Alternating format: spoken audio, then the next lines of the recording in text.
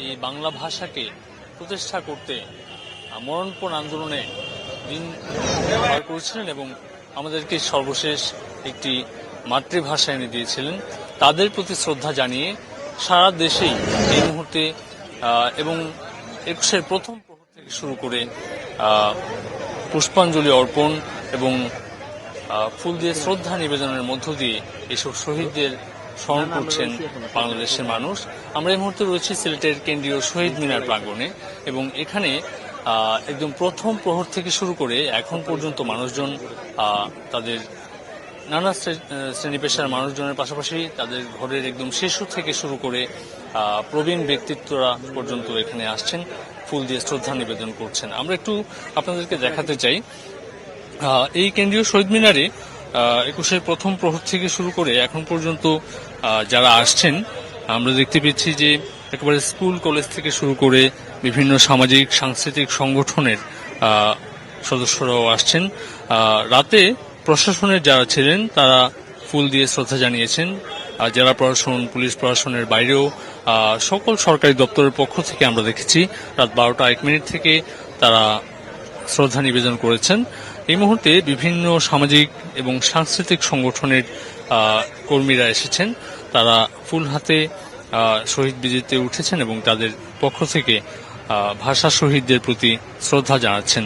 একটি প্রশ্ন ঘুরে ফিরে বারবারই আসলে আসছে, যারা আসলে এই ভাষার জন্য জীবন দিলেন তাদের যে প্রত্যাশা, তাদের যে প্রত্যাশিত বাংলাদেশ এবং জাতীয় জীবনে এই ভাষার যে গুরুত্ব সেটি আসলে আমরা ঠিক কতটা দিতে পারছি সেটি আসলে একটি বড় প্রশ্ন। অনেকেই এখানে এসেছেন, অনেকেই আমাদের সঙ্গে কথা বলেছেন, তারাও এই প্রশ্নে আমাদের সাথে একত্রতা পোষণ করেছেন। তারা বলেছেন যে আসলে আমরা ভিন্ন ধর্মের ভিন্ন ভাষাভাষীর চর্চা যেভাবে করি সেভাবে আসলে বাংলা ভাষা ঠিক কতটা চর্চা করি আমাদের ব্যক্তিগত জীবনে, এটি কিন্তু একটি প্রশ্ন। এবং যারা একদম শিশুদের নিয়ে এসেছেন, আমরা দু একজনের সাথে কথাও বলবো, তারা আসলে তাদের কাছে তাদের শিশুদের জীবন এবং তরুণ প্রজন্মের প্রতি তাদের যে আহ্বান সেখানেও তারা উল্লেখ করেছেন যে এই ভাষার প্রতি বাংলাদেশের যেসব ছাত্ররা যখন ৫২ আন্দোলন হলো তখন যেভাবে এই ভাষার গুরুত্বকে উপলব্ধি করে তারা যেভাবে সংগ্রামে নেমেছে, সংগ্রাম মুখর জীবন তারা পার করেছে, যেভাবে তারা আন্দোলনে গুলির সামনে দাঁড়িয়েছে এই ভাষার জন্যে, ঠিক কতটা আসলে তারা এখনকার প্রজন্ম ঠিক কতটা ভাষার জন্যে ভাষার গুরুত্ব বুঝতে পারছে, ঠিক কতটা আসলে গুরুত্ব দিচ্ছে সেটা নিয়ে আসলে আরো অনেকের সাথে আমরা কথা বলবো।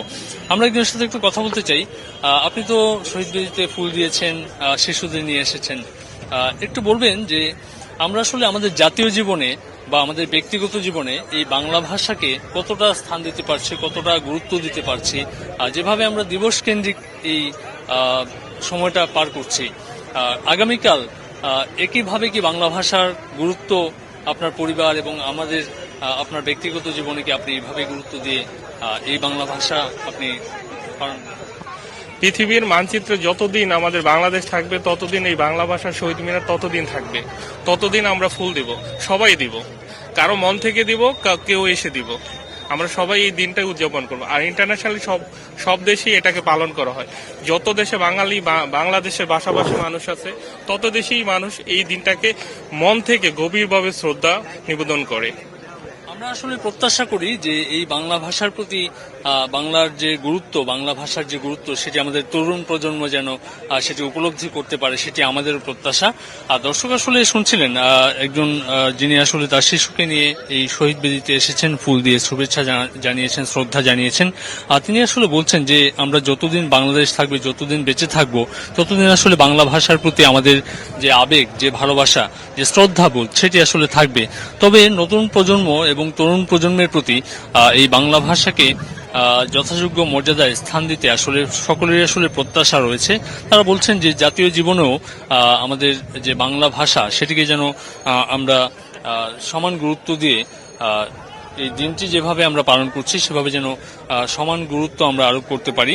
একটু বলতে চাই যে বাংলা ভাষা, মাতৃভাষা বাংলাকে রক্ষাকল্পে আমাদের 1952 ভাষা আন্দোলনে যেসব ছাত্ররা জীবন দিয়েছিলেন, তারা আসলে মৌলিক অধিকার রক্ষাকল্পেই এই মাতৃভাষা বাংলাকে ঘিরে প্রদেশে সৃষ্ট এই আন্দোলনের মাধ্যমে দেশের অন্যতম রাষ্ট্রভাষা হিসেবে প্রতিষ্ঠার লক্ষ্যে গণদাবির বহিঃপ্রকাশ সে সময় ঘটেছিল। 1952 সালের 21শে ফেব্রুয়ারিতে এই আন্দোলন চূড়ান্ত রূপ ধারণ করেছিল।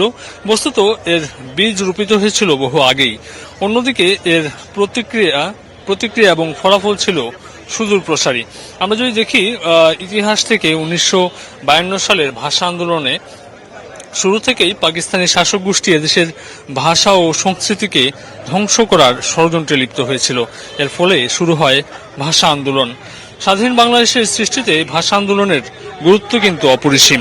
আমরা এই মুহূর্তে সিলেটের যে কেন্দ্রীয় শহীদ মিনারে মানুষের ঢল দেখছি, এটি কিন্তু একদম ভোর থেকেই শুরু হয়েছিল এবং এখনো পর্যন্ত চলছে। বিভিন্ন সামাজিক সাংস্কৃতিক সংগঠনের পক্ষ থেকে ইতিমধ্যেই কিন্তু আমরা দেখেছি এই ফুল দিয়ে শুভেচ্ছা জানানো হচ্ছে এবং শ্রদ্ধা জানানোর পাশাপাশি স্মরণ করা হচ্ছে আমাদের যে ভাষার জন্য যে লড়াকু সৈনিকেরা আসলে তাদের বুকের রক্ত ঢেলে দিয়েছিল। এবং এই অমর 21শে ফেব্রুয়ারিতে প্রত্যেকটি বছর আমরা দেখি এখানে মানুষজন সমবেত হন এবং তাদের এই আত্মত্যাগকে সম্মান জানান, শ্রদ্ধার সাথে তারা স্মরণ করেন।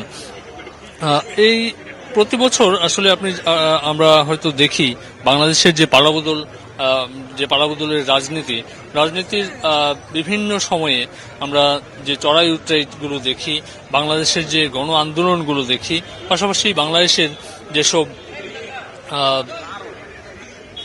বিভিন্ন সময়ে যেসব দাবিতে মানুষজন উত্তাল সময় পার করেন, সব ক্ষেত্রেই এই বাংলাদেশকে ঘিরে মানুষের যে প্রত্যাশা, সেই প্রত্যাশার প্রতিফলন নিয়ে আমরা কিন্তু দেখি অনেকেই নানা ধরনের মত প্রকাশ করে থাকেন।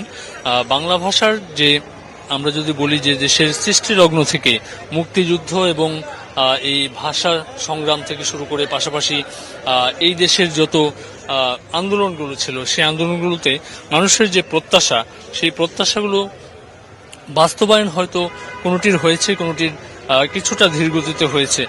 কিন্তু এই ভাষা আন্দোলনের যে পটভূমি, সেই আন্দোলনের পটভূমি থেকে এখন পর্যন্ত বাংলা ভাষার প্রতি মানুষের যে আবেগ, যে ভালোবাসা, যে শ্রদ্ধাবোধ, সেটি ধরে রাখতে গিয়ে এখনো পর্যন্ত সরকারের পক্ষ থেকে যে পদক্ষেপগুলো গ্রহণ করা হয়েছে, সেই পদক্ষেপগুলোতে আরও কিভাবে তরুণ প্রজন্ম এবং নতুন প্রজন্মের প্রতি বাংলা ভাষার গুরুত্ব তুলে ধরে এই কার্যক্রমগুলোর বাস্তবায়ন সম্ভব হয়, সেটি নিয়ে মানুষজনের নানা ধরনের মতামত আমরা দেখেছি।